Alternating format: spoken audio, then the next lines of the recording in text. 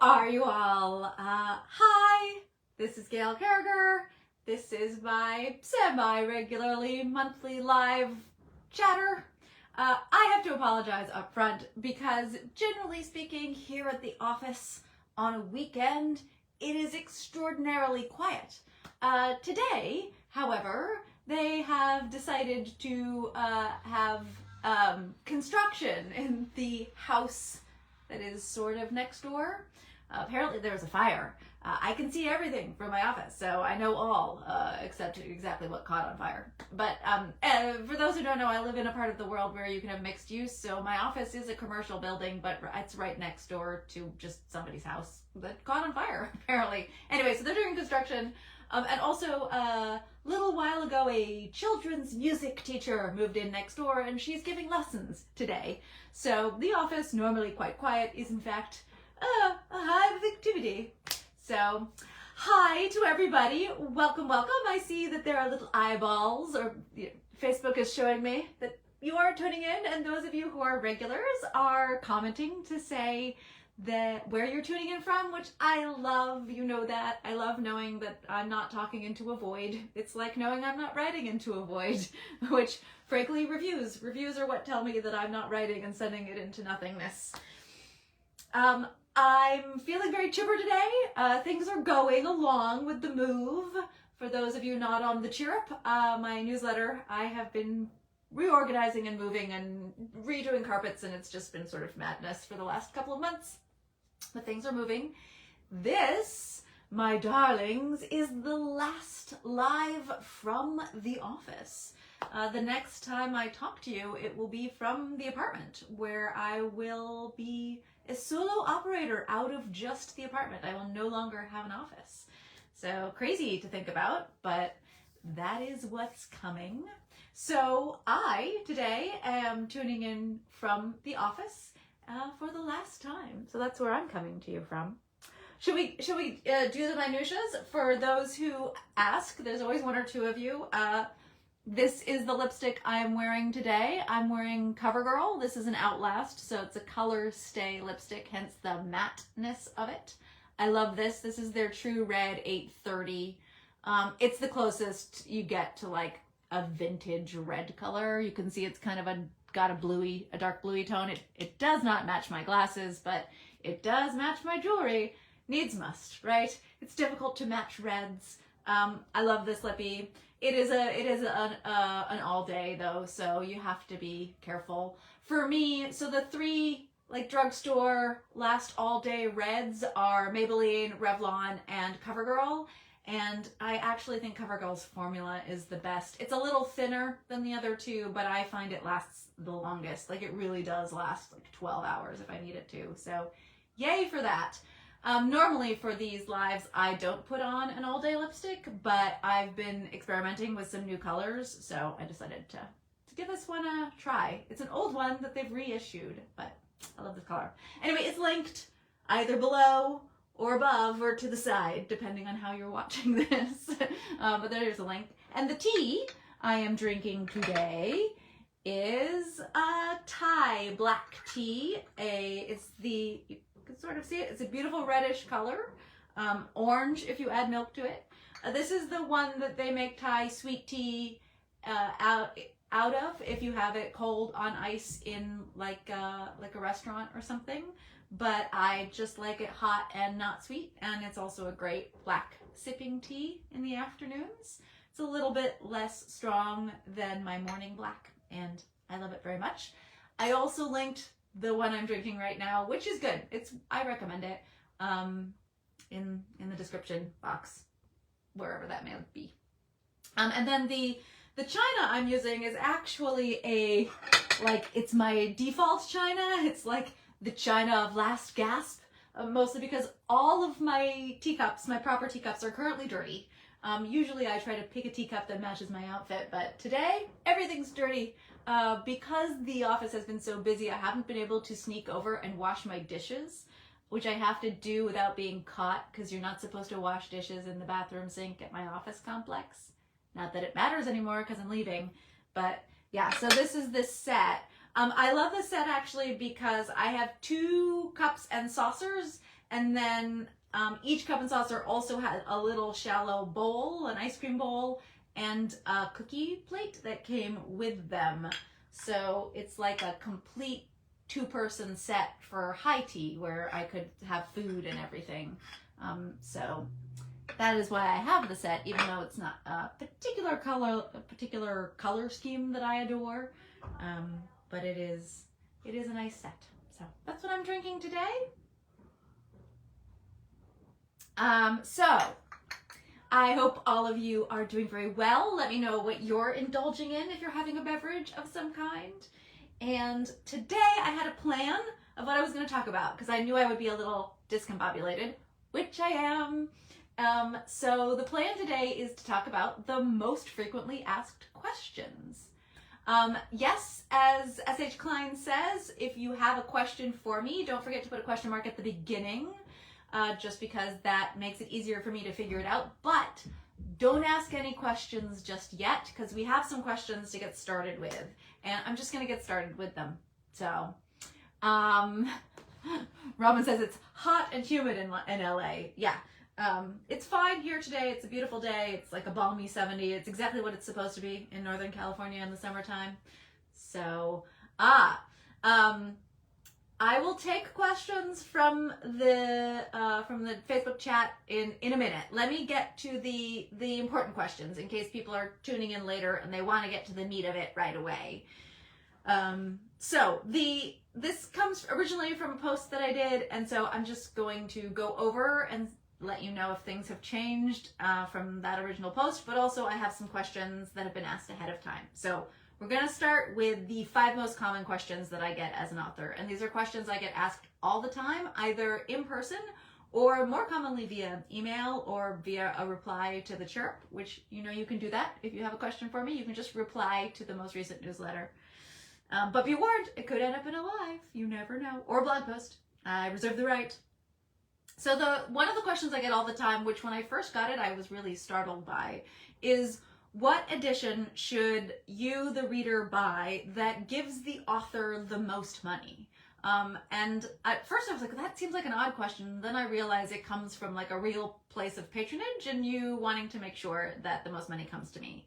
So in terms of my traditionally published books, I can't really answer that because the contracts are so complicated and weedy. It depends on the edition, it depends on where you're getting it, it depends on what stage we are in the contract. So I can't really answer that. So the answer with the traditionally published books is however way you want to get it, just get it that way. And in general, if you have bought it from a bookstore, that means that there's still money coming to me from those books, and that is how those books stay in print.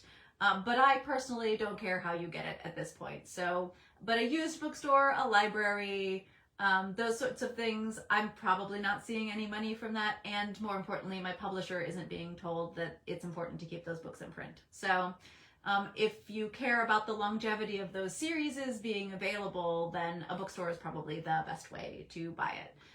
And a brick and mortar bookstore if you can. If you're reading digitally, then any place, Barnes & Noble, Kobo, Amazon, any place you buy it digitally for a traditionally published book, then that's fine. The purchase of the ebooks also keeps the book in print contractually. So, and those series for me are the Parasol Protectorate series, the Finishing School series, and the Custard Protocol series. For the books that I publish, that are like independent for me, the way I get the most money is directly from, so if you buy the book directly from Gumroad in digital form, that gives me the most money as a percentage of the book. So there's still, even though it is direct from me, I'm still paying money for the distributor, for the vendor, which is Gumroad, to take their cut for like processing credit cards and all that sort of stuff. So it's still not 100% me. It never really can be. There's always gonna be shipping and other costs involved, delivery costs essentially, even if it's digital. So just be aware of that. But directly from me on my website via Gumroad is the best. And then via my website for any of the other vendors is the second best. So if you like are on the books page and then you then click Kobo or what have you, I get a tiny little bit additional kickback in addition to whatever royalty I'm being paid by that vendor. So, and digital gives me more money. I hate to say it, as a percentage of the cut. And so then the thing that gives me the most money after that, and I hate to say this, but I'm going to be like brutally honest with you. If you are a print reader, Amazon actually gives me the larger percentage print. They give me the lowest percentage audio, but they give me the largest percentage print. So yeah. And then it's if you buy print anywhere else, an independent bookstore. This is all my newer books. So anything in the San Andreas series, the Tinkered Stars or the Tinkered Star Song series, any of the novellas or tie-in novels to the Parasolverse, all of those, I will get the most money as an author in print editions if you buy it from Amazon first and then anybody else. And that's just because Ingram, who's the distributor that I have to use, they're the only other option I have besides Amazon for print on demand, really. In a reasonable way. I know there are little vanities, but that makes it logical for me personally. Ingram is just, it just takes a huge cut. They're just really, they're not really competitive. I mostly go to Ingram because I know you guys want to be able to support independent bookstores and things like that, and that's the only way to get the book to those places. So that's why I'm on Ingram. Otherwise I really wouldn't be there. They're very difficult to deal with, and they give me a very low return. Right. So that's pretty much the order of the business in terms of answering the question of where do I get the most money? And I, can say with a certain amount of confidence that a lot of other authors who are like me, who are hybrid or independent, are probably pretty similar. So if you can buy from an author directly, that's always the best way to do it. So there it is. Okay. So and then I have a whole breakdown and description and stuff in a blog post. The blog post is linked as well, so you can go read more in detail about the actual percentages and stuff like that if you're into the data of that sort of thing. But yes. So, number 2, the second most common question that I get as an author about being an author, excuse me while I have the hiccups, is where do you get your ideas? Or where do I, the authorial brain, get the ideas? And here's the answer. My arse, if I sit on it long enough, is how I get my ideas. No, that's me being facetious.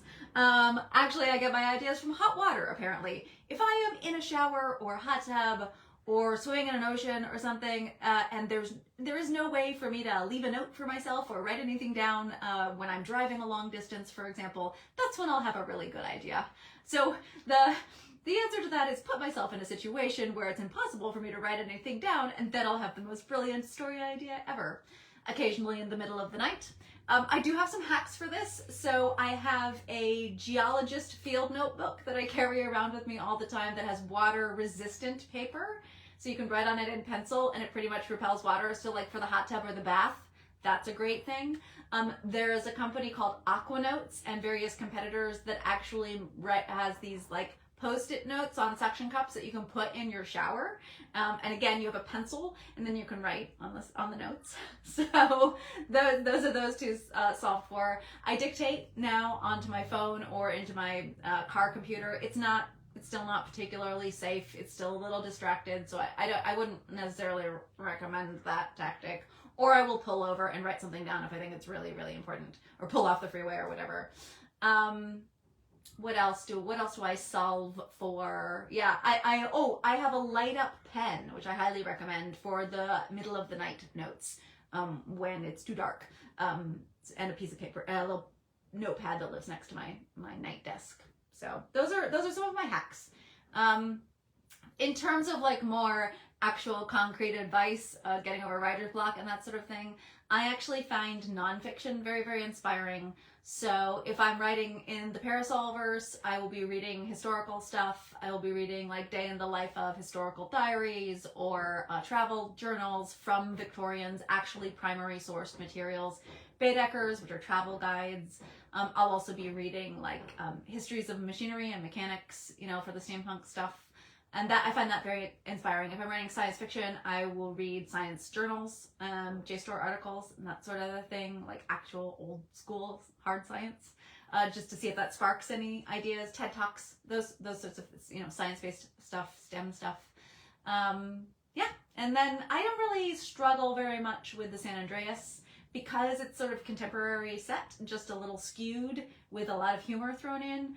I seem to get inspiration for that series kind of all the time, all around me, because I set it locally to me in the Bay Area. So the San Andreas stuff doesn't really, I don't tend to hiccup on that much, and except when my life is derailing, but then I hiccup on everything. It doesn't matter what I'm writing. If my life is going completely askew, it's a struggle to write no matter what.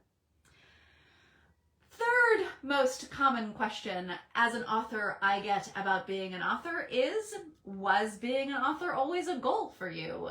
To which the answer may surprise some of you who've never heard me answer this before, and the answer is not really, actually.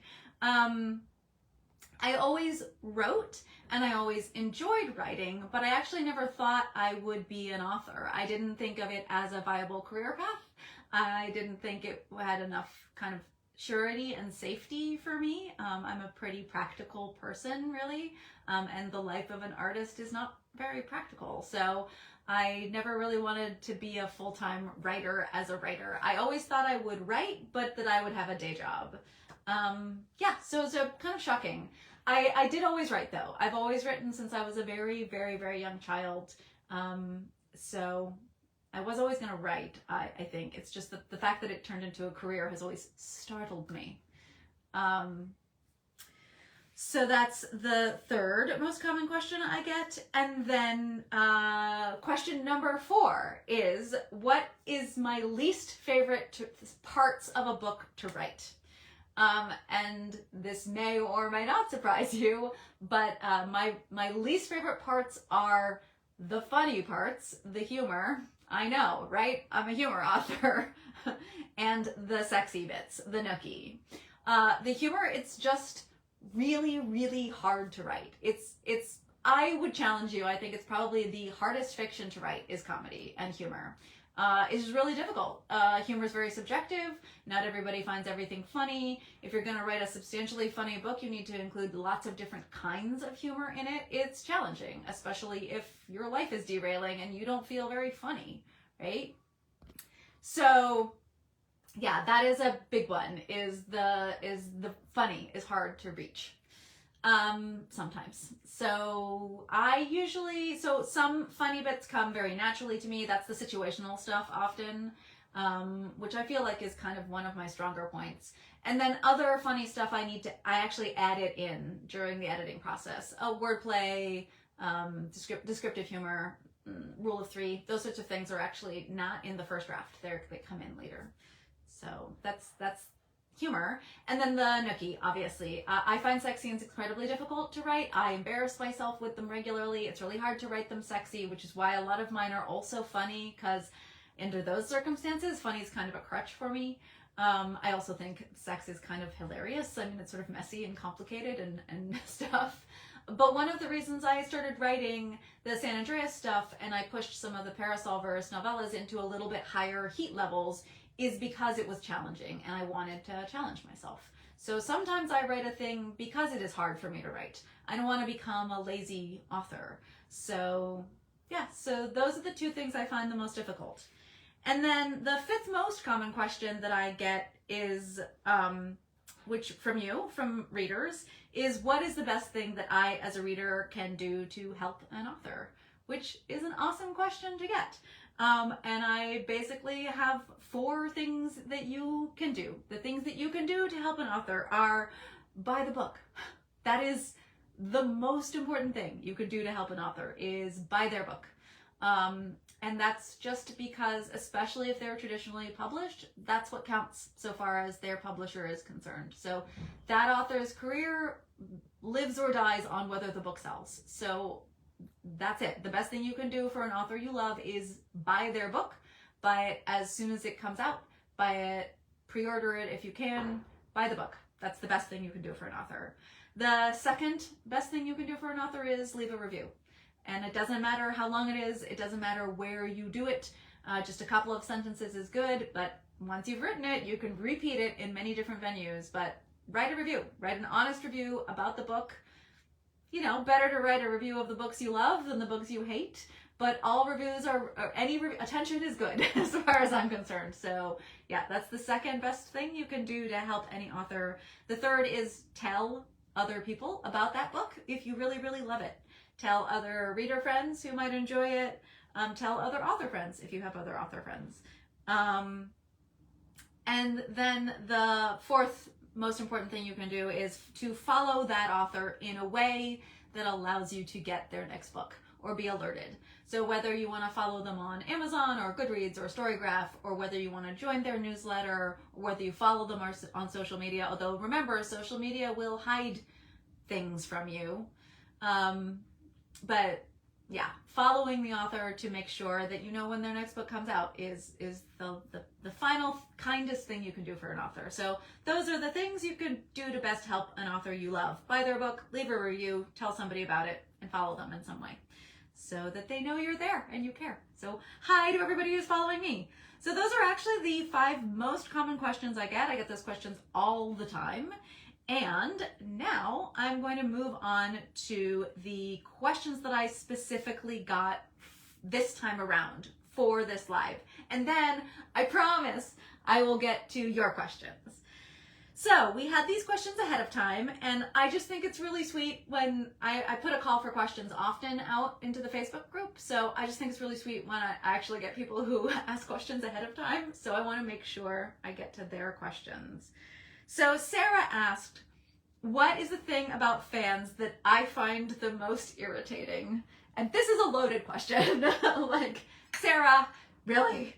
This is very tough.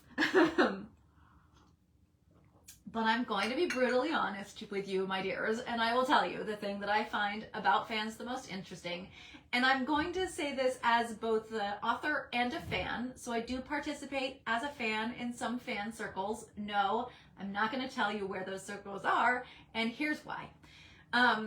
Because the fanish behavior that I dislike the most is the proprietary nature of fandom, which is difficult to describe, but there's definitely like a sort of super fan attitude of, these are my characters. And it usually comes from when you find a character that you identify with very, very strongly, you then sort of take ownership or possession of that character. And then if the author or the writer's room or the creator does something that you don't particularly like with that character, you get personally offended by it. And I'm here to tell you that they're my characters.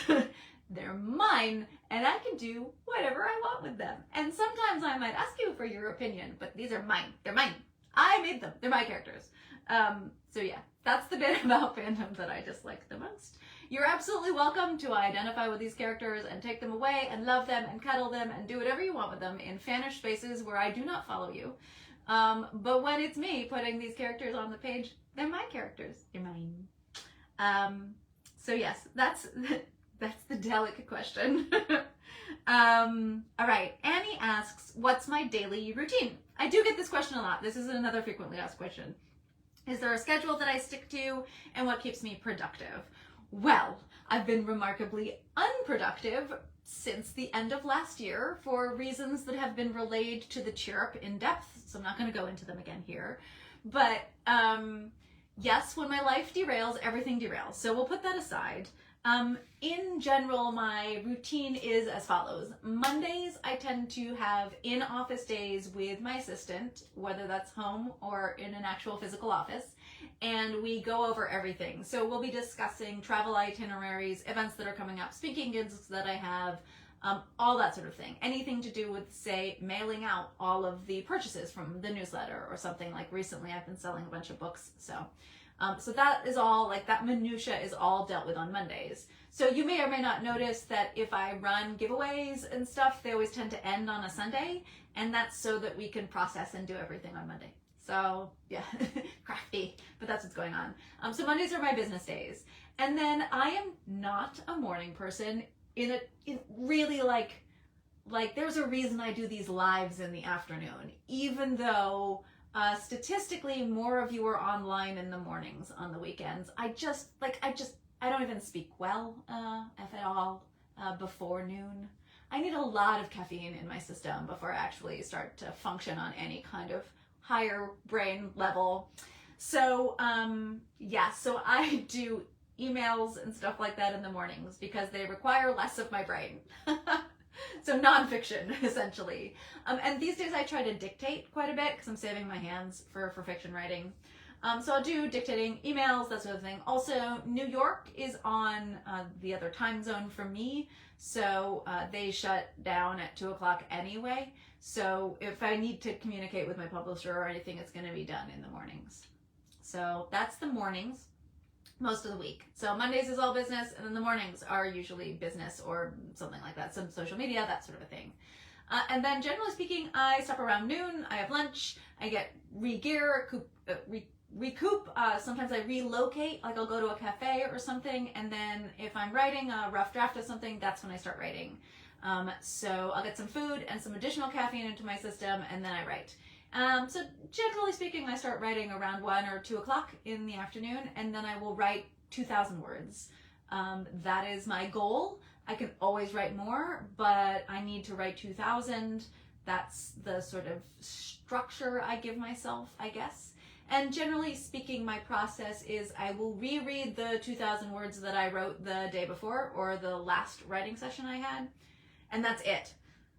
I can't read any further back unless I'm chasing down a plot point. But I can't let myself loop. I'll get in a habit of just correcting the first couple of chapters and never moving forward if I let myself, my perfectionist tendencies come out too much during the rough draft stage. So one of the ways I control for that is I just am only allowed to read what I wrote previously, which is usually 2,000 words. So I read the previous 2,000 words, and that just gets me back in where I am in the story, where the characters are, the characters' voices, that sort of thing. That's just everything settled in my head. And then I'll write the next 2,000 words. And sometimes that can be in just a couple of hours, and sometimes I'll be there until 9 o'clock at night trying to bang those 2,000 words out. So that's what most of my week then looks like. And of course, things get shuffled around. If I have an event and I'm flying on a Thursday or a Friday, I don't write while I travel most of the time unless I'm traveling for a writing retreat. And then actually I will, in fact, do things like write on airplanes and stuff like that. But generally speaking, if I'm doing an event where it's like a convention or a teaching event, I don't do creative writing during that time frame. I just get into a different headspace. So yeah, that's what my routine looks like. I hope that sort of answers the question. I should say that everybody's routine is different, and if you are a writer looking to figure yours out, you just have to keep trying. I would urge you to try and figure out when your best time of day for writing is, and then try to be very jealous of that time. Just like protect the time of day. So I have like all of the do not disturbs turned on my phone starting at about 1 o'clock in the afternoon. Like, you cannot reach me. There are like a select 5 human beings on the planet who can call twice in a row and get me on my phone, and they know that. They've been told this. And they're specifically tied to like my father, who's very old and keeps ending up in hospital, so that kind of thing. But I'm very careful. Like, my best friend, for example, is not one of those people, and that's because she abuses the privilege and doesn't respect my writing time and will just send me text or whatever during those hours. So she's out. she can't reach me. Yeah, I literally, if I have picked up the phone during a writing time, somebody better be in hospital or dead, or I literally will just hang right back up on you. And people know this about me. Writing is my livelihood. It's my full-time income. I have to write in order to survive. So don't disturb me at work is basically, I'm very, very jealous of my writing time. I'm very guarded over it. And if you would like to turn this into a full-time career, I urge you to do the same. I think if you don't respect it, no one else will. So yeah, I'm very, very careful with my writing time. And sometimes that means removing myself. Like, if my home environment is really distracting me, like right now with the move and packing, I have to just go to a cafe. I'm not going to get anything done at home because I'm going to want to do laundry, or I'm going to want to unpack this thing, or I'm going to want to, repair my shoe collection, right? Like anything not to write. So I have to take my computer and nothing else, and not turn on the Wi-Fi in the cafe, and turn off my phone and go to a cafe and sit there and write for 3 hours. And that is the time when I am most productive. So, right. Now we got a bunch of questions from TK, one of our regulars, so I'm going to blow through them as quickly as possible, and then I'm going to get to your fabulous questions, because we were already halfway through. So TK wants to know what my favorite epiphany scene is, and I have talked about this before, but as a writer, I always feel like I can't write a thing until I've had the epiphany scene, and the epiphany scene is when I see two characters, usually in conversation, just talking about a plot point or something, and that's when I know I can write the thing, because it's always the main character and a supporting character, and I see them extremely clearly, and everything starts crystallizing around that scene usually. So the one I always use as an example is in Soulless, when Ivy and Alexia are walking in Hyde Park together, and they're talking about the fact that how embarrassing it was for Alexia to have accidentally killed a vampire the night before. That was the first scene I ever saw in my brain, and that's how I wrote Soulless, and that's how I wrote the whole series. It came off of that one scene. Do I have a favorite? It is probably that one, because I mean that scene gave me a career. It's hard to knock that one scene. But I mean, the epiphany scene for the Tinkered Star song was Missit and Fex and the Fixed meeting for the very first time. Ooh, I got balloons. I don't know why I got balloons, but that's exciting. So the moment that Fex is there for like the contest to become a god, and he suddenly has to become a bodyguard instead. That was the scene that I saw in my brain, and then Missit's attitude about it, and the way Fex talks to him, and the way Fex recognizes him but isn't awestruck by him. That whole bit, that was the Tinkered Star song epiphany scene. And yeah, if you've read that whole trilogy, you'll realize that that scene and that the thing about Fex being a protector by kind of instinct is kind of key to the whole cycle of his character and the realization about what he becomes, but also what his original culture had intended him to be, and how it had this weird balance. So I'm trying to do this without being spoilery, but yeah, so the epiphany scene also often has these sort of little folds about the character and the character's development, where the character comes from, how the character sees themselves in the society that I've placed them in. There's a lot of culture in my epiphany scenes, and I think because I'm an anthropologist by training, that's partly why. So I would say that's one of my favorites as well, just because everything spawned, the whole god system, the divinity, all spawned from that one little epiphany scene, and Missit's character and Fex's character, obviously. I'll say another TK question is, what's the weirdest place an epiphany scene has happened to me? And that I don't have an answer for. I'm sorry, TK. I don't remember. I don't remember where I am when I have epiphany scenes. I just remember the scene, which is the important part, quite frankly. TK asks, what trope have I not written that I would like to write? This is a very difficult question. From like a romance trope perspective, Sunshine is a trope I tend to lean into. Grumpy Sunshine or Grumpy Cinnamon Roll. That is clearly my comfort place. I love sort of acerbic, introvert, grumpy character paired against a bouncy, like cinnamon roll softie with hidden pain, right?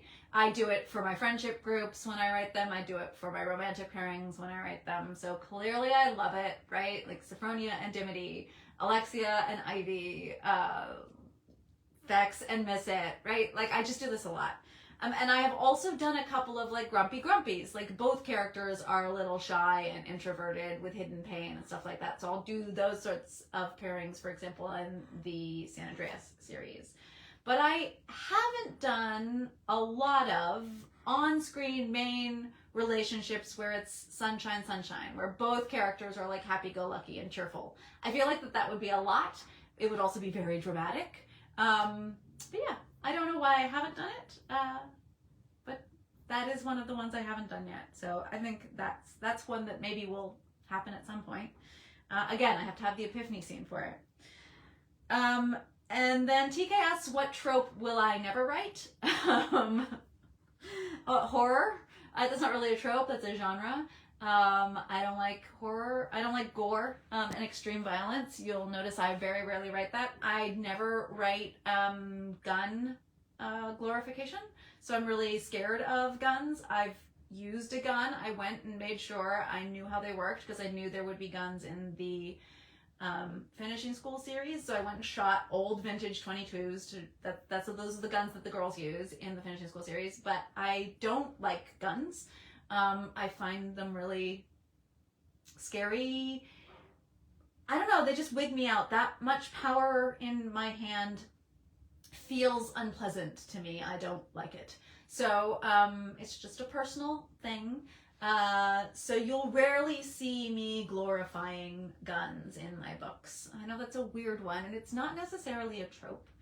But it is a trope. I'm not into taboos, so you won't see like incest taboos or anything like that in any of my stuff. And that brings me to like dark romance. It's unlikely that I will ever write anything that's particularly dark, and I would include like bully romances, that sort of a thing. I just don't like to write about people being incredibly unpleasant to each other intentionally. So yeah, and I'm not opposed to it. I don't object to other people writing that sort of thing. It's just not something that interests me. Now, I would never rule anything out. Who knows how I or my brain may change in the future, but I think that's probably something that I won't write, that kind of thing. I do have like a sort of serial killer morality chain kind of character that I'm so like a psychopath character that I'm mildly interested in as a side character, as a love interest sort of character. So I'm not opposed to characters that are a little darker, but I will tend to pair them or save them or chain them to a morally grounded, fixed comfort character. I write comforting stuff, so that's what I seek in entertainment, so that's what I enjoy putting out into the world. All right. Did we do the trope that I haven't written and would like to write? Yes, Sunshine, Sunshine. That's kind of more archetypes than tropes, but whatever. And then what tropes are you scared to write? Okay, this is one. So I do like things that are sort of a little taboo. So in my own romances, for example, when I like to read or watch romances, I tend to like stuff that's a little edgy. And by that I mean sort of age gap romances and also like stepbrother romances or stepsister romances. So like when it's within a family structure but not blood related. I don't know that I would ever write that kind of thing, but I'll admit it, I do enjoy consuming them. I think, again, this has to do with the sort of psychology and the anthropology of it. Like the nature of taboo from a cultural anthropology perspective is very interesting to me. So that is, those kinds of stories play with the ideas of like, what does it mean to be a family? What does it mean to be an adult? How do we define these things by social constructs, and how are they different in different cultures? And that just interests me. So but that doesn't necessarily mean I'm ever going to put it on the page myself. So I would say those are the things I am scared to write, and that's because I don't know how you would receive it, and I don't know how it would tie in with my style if I chose to write something like that. And then the last question that TK has is, what question have I always been wanted to ask at an event? And the answer to this is that I always love to be asked about food.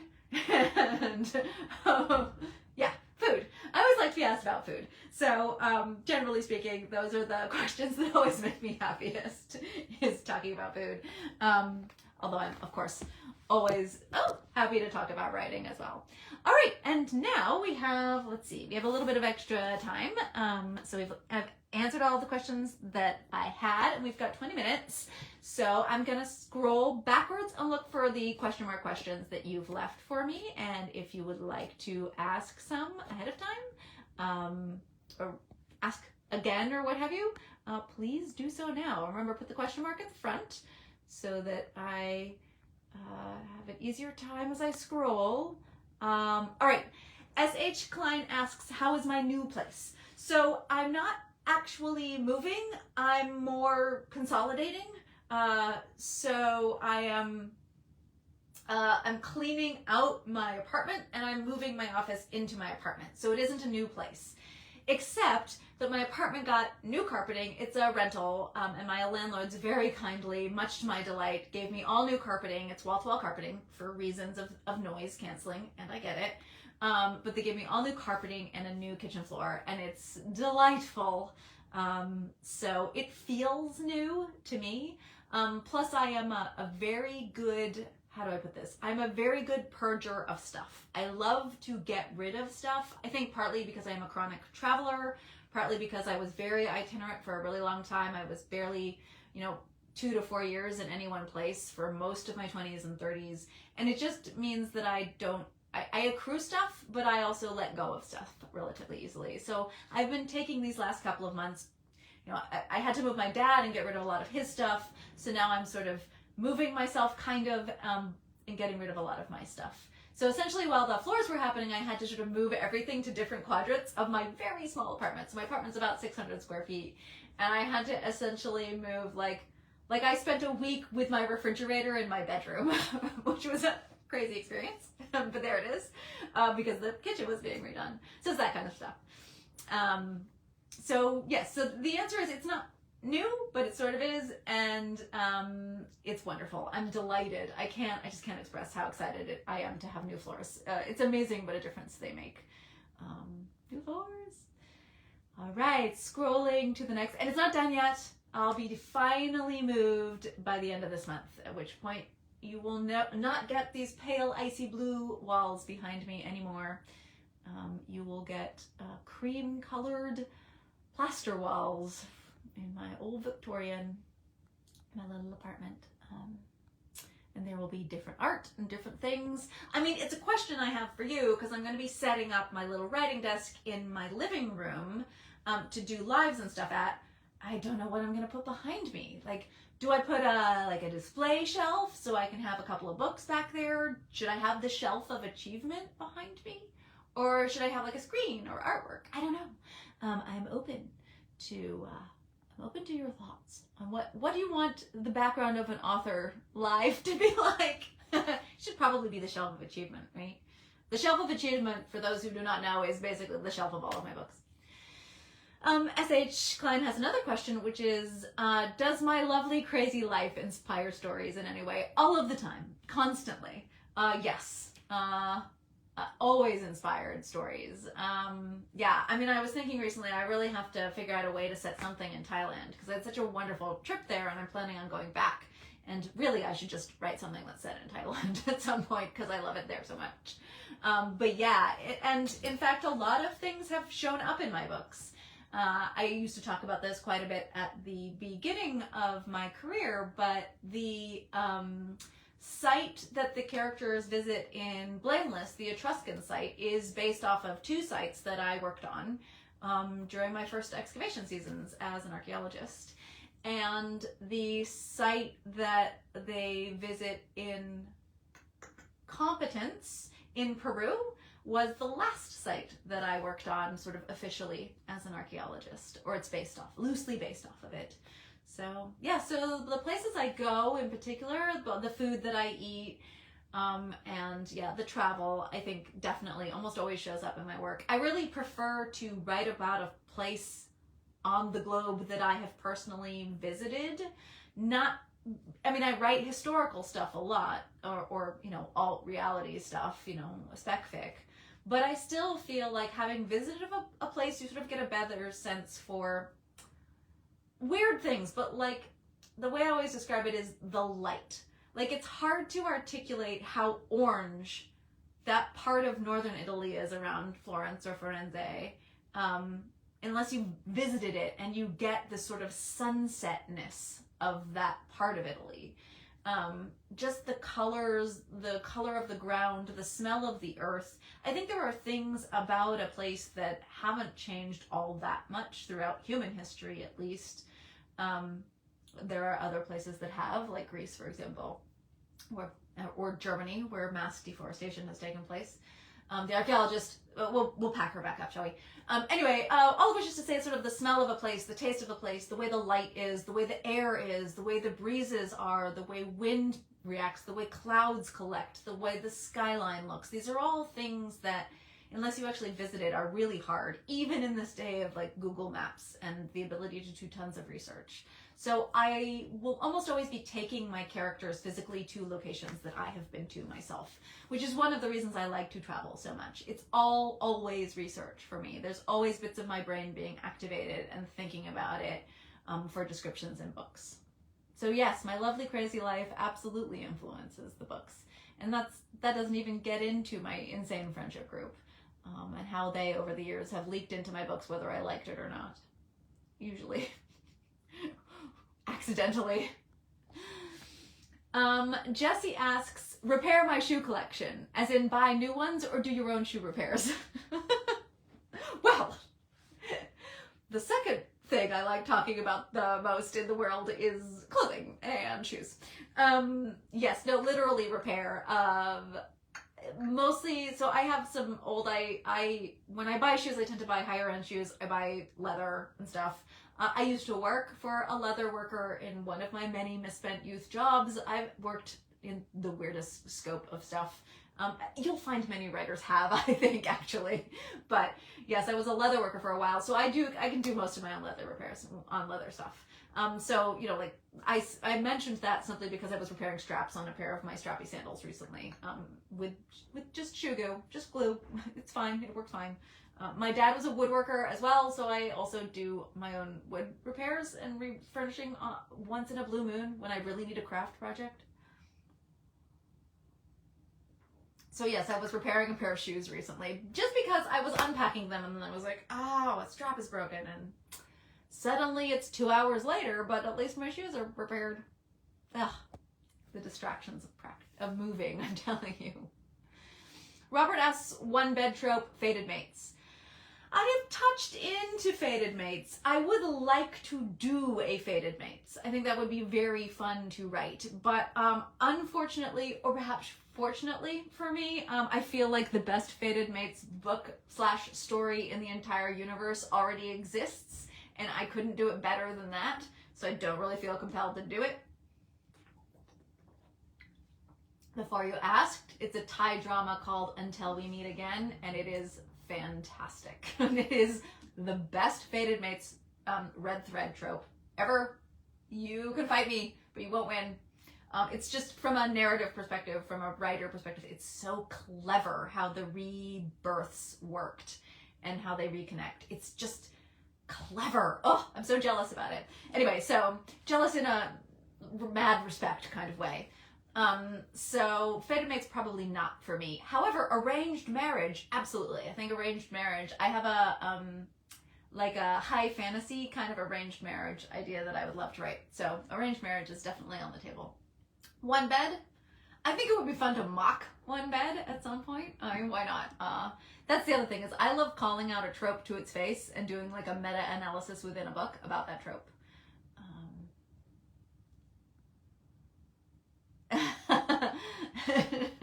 Jocelyn asked a very funny question, which I'm not going to address since there wasn't a question at the front of it, so I don't feel compelled. But okay. Lisa asks, any other summer salad recommendations? Oh, yay! So obviously a member of Chirrup, I recommended my favorite summer salad of all time, which is arugula with watermelon and feta cheese and a balsamic glaze. You can add a little poached shrimp or some tofu or something in there if you want some protein. Some almonds sprinkled on top. It's just, I know it seems like a weird salad, but trust me, I had a Greek boyfriend about 1 million years ago, and he used to talk about his summers in Greece walking along the beach where they would just eat feta and watermelon together. It's just a combination that you eat together in the summer, this saltiness and this like sweet wateriness. And it just struck me, and so I invented this salad. I'm sure other people have invented the salad. I do not think I am the originator of this salad, but I happen to love watermelon. I happen to like feta quite a bit, but the salty, it's just a great combination. In Peru, when I was excavating there, and in the past, there's a street food called choclo con queso, which is specifically the choclo, which is a kind of corn you get in the highlands. It has these huge kernels. It's incredibly sweet and juicy, but also quite starchy. And they eat that with a kind of farmer's cheese, which is a bit like feta, a sort of salty, crumbly cheese. It's another like stellar combinations. So I think like sweet corn and feta is another great one, you know. And but again, there's a lot of takes on that kind of flavor combination in the zeitgeist already. But yeah, that's the salad I lean into. I'm a terrible like hack cook in that like I will get and perfect a couple of recipes and then just lean into those. I don't mind eating the same thing like over and over again. I'm an experimental eater. I love eating new things, but I tend to like sally forth to restaurants to get that, and I don't often experiment with cooking myself. I do a basic Greek salad a lot in the summertime. I do a Korean pickled cucumber salad a lot as well, which is just like gochujang and soy sauce, and I use mirin and then some rice vinegar for the sour, and then yeah, some like chili, garlic if you want it, and then just cucumber and any other like chunky vegetables that can take a pickling. So those are some of my favorites. Yeah, I should I start including recipes in the Chirrup? Chirrup's already so long. Margaret's like, why am I not surprised by your food answer? Nobody should be surprised by my food answer. I love food so much. I live to eat. Do I have any tips for finishing a first draft? Oh, what do you always want to have written to call a first draft, to finish first draft? Okay, that's a good question. So this is for the writers out there, Lainey and other writers. My biggest tip is don't allow yourself to edit. And again, this doesn't apply to everybody. This is just what worked for me. So I spent many years before I was published writing the first couple of chapters to various books and then never actually finishing the manuscript because I would just keep trying to perfect those first chapters. And I developed the adage, which is the perfect is the enemy of the done. And the idea with writing your first draft as a fiction author is you have to be done. You have to finish. You have to be able to type those words, the end, at the end. Or in my case, fin for finished. Yeah, that is the big one. So for me, it's that trick of not allowing myself to rewrite anything. I can only move forward when I'm writing a draft. I can reread what I wrote last and then move forward. There's no going back. If I realize I've made an error in the past and I'm going to need to fix it, I write a note in the margin. I use a trick called TK, so the letters T and K in English don't exist together in a row. So I just put TK in the text that I'm writing, and I'll just be like, Gail, you need to research this, or Gail, you're going to have to go back and fix it. The wolf coloration is wrong. It has to be a black wolf, or it has to be, or whatever, right? So I'll just write these notes to myself, and then future Gail curses past Gail because she left so much work for her to do, but it keeps me writing. And that is because for me, actually writing the first draft and getting the whole thing out is the hardest part of the writing process. I know for other authors, it's like the editing or whatever, but for me, it's the rough draft. The rough draft is by absolutely the hardest thing for me to write.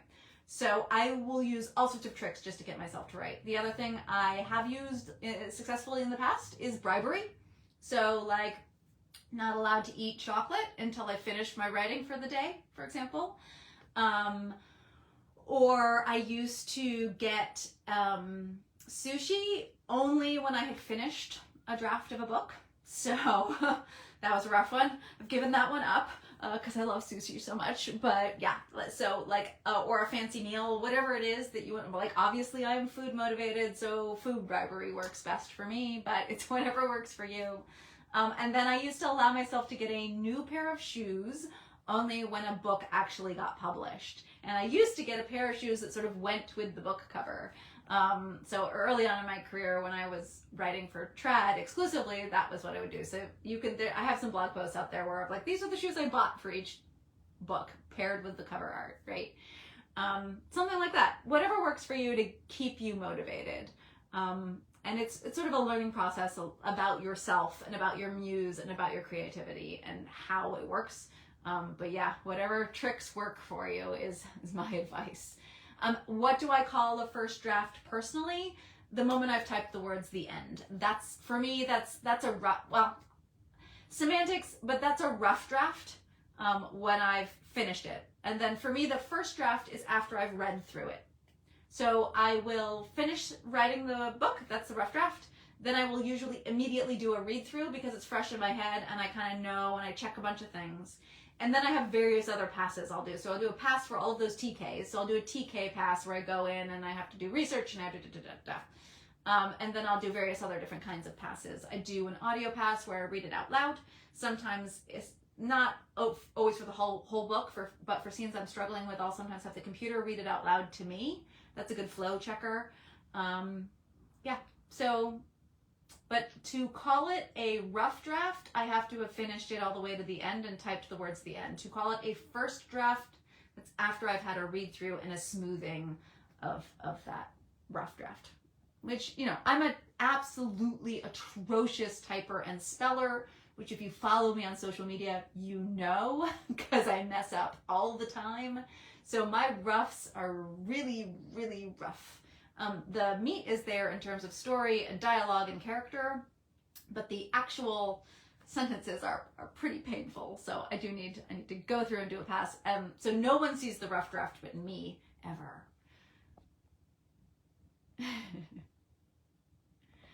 Matthew asks if I have any tips for working from home productivity-wise, other than leaving the house. Yeah, a lot of people who have families and kids really struggle with this one, and I can't sympathize with that as much. There's a reason I chose not to have children, and one of them is there's a very good chance if I were in the middle of a scene that I would slam the door in my child's face because I need to finish the scene, and that does not an expert mother make, shall we say. So yeah. Yes, so tips for writing at home. If you can, carve out a space for yourself. So like a sacred zone that, even if it's just a part of your living room that is your writing zone, that you can kind of take yourself to or put yourself in the mood. I have a friend who used to write on his phone to and from work. He's now an international best-selling author, so it can be done. I have another friend who would wear a hat, like a dunce cap, like literally that's like, this is my writer hat. I am now in writer mode. Like, put on the glasses, whatever it is that like puts you into that thing. I mean, it's not great if you have to ritualize to write, but if you're not writing because you're not ritualizing, then make it a ritual. So make yourself that cup of tea, that special tea. Get yourself a cute spritzer drink with some juice in it and ice and a straw or whatever, like makes you feel like this is a special time, you're gonna take this time. Anything you can do to convert the writing time into a kind of ritualized sacred space, I think can help you early on. If it becomes a crutch, you're probably in trouble. I'm always very envious of those authors who can write anywhere and anytime. I'm not one of them, but I do have friends who are, and they are very productive. So, but at the beginning, when you're just starting and you're trying to develop the habit, associate it with a pleasant thing and turn it into a habit would be my best piece of advice. Whatever that is that makes it pleasant. Leave your phone behind, turn off the internet, all of that sort of thing. Or lock your phone down, put it somewhere else. Have a different thing you write on. If your computer is too distracting, longhand or dictating or an old-fashioned typewriter, I don't care. Something that works, that minimizes distractions is usually key. Do you need to listen to a specific kind of music? Do you need to put on noise-canceling headphones? Do you need to shut the door? Do you need a sign on the door that says, no, really, if you're not dying, child, entertain yourself? Yeah, if your kids are not allowed screen time, then this is the time when they get screens, right? If you want to write, then park them in front of cartoons and write. Sacrifice your children for your habit. Yeah, I don't know what works. Finding the time. I mean, I have a lot of author friends who have day jobs who wake up at 4:30 in the morning and get 3 hours of writing time before their kids get up, before they have to take them to school and stuff like that. So that sounds like the worst thing in the universe to me, but my dear friend Ken has written multiple books that way. So whatever works, right? The other thing I would urge you to do, and again, I really do understand this, having had to stop writing for a long length of time to deal with my father, for example, is I urge you to substitute the word can't. It's not I can't write, it's that I won't write. And if you won't write, you can fix it. If you can't write, it's an excuse. But if you won't write, it's a solution can be found. So start using those words. And yeah, it's I won't write because my mom is in hospital. And yes, I get it. I really, really do. But nobody is going to care as much about your writing and about you getting those words on the page than you are. So you have to really care about them. And that means you need to really want to do it as much as possible. And that sometimes that's changing your mental acuity and your language around the process. I know. Come to Gail for some tough love. How are we for time? We're probably getting towards knockoff. Oh, we're right at the end. Okay, let's get through these last questions really quickly. Shelley asks, do I have a favorite primary and or secondary character? Well, I think many of you know that Lord Aqua is obviously one of my favorites because he always turns up. And partly is that I find him very easy to write. So, and also because he's an instrument of my subconscious and he usually knows what's going on better than I do. So I utilize him a lot. So yeah, those kinds of characters. I like bright, shiny, fabulous characters. And I like them as side characters because if I turn them into a main character, they're exhausting. So, so like Mana, Lord Aqua, acerbic characters, also Flute, Lyle. I mean, Lyle did become a main character eventually, but those are the kinds of characters that I tend to lean on. The two spectrums, like super witty, super curt, kind of competent, quietly competent characters are ones I really, really love. And then the other side of the spectrum, which is incredibly fabulous, in-your-face, outrageous characters. So like Marvin in the San Andreas series is another good example of that. So yeah, those are kind of characters that I lean on a lot. Miss It was kind of me playing with that character as a central role. And then Charity asks, do I have a character that you wish was cosplayed more? Oh my god, Madame LeFou, of course. Like, who doesn't want to see cross-dressing inventor everywhere? That's, of course, yeah. And Lord Aqua. Yeah, those are the two. I want to see them all over the place.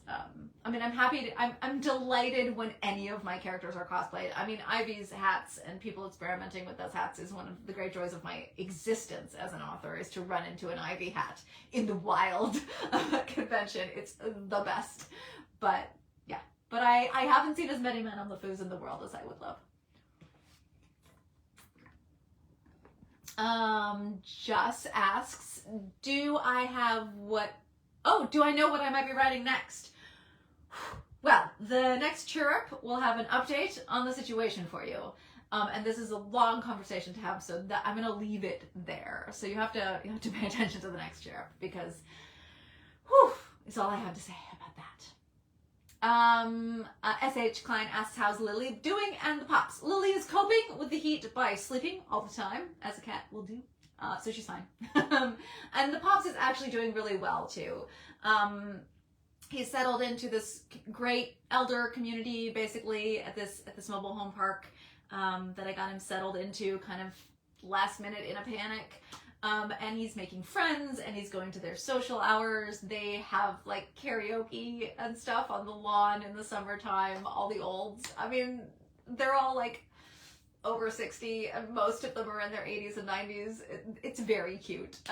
They do these like barbecues and karaoke's on Friday nights and my dad goes every single time. So yeah, and he's a curmudgeon. Like he's usually grumpy about this kind of thing, but he's doing way, way better. Thank you for asking. I'm really delighted about it.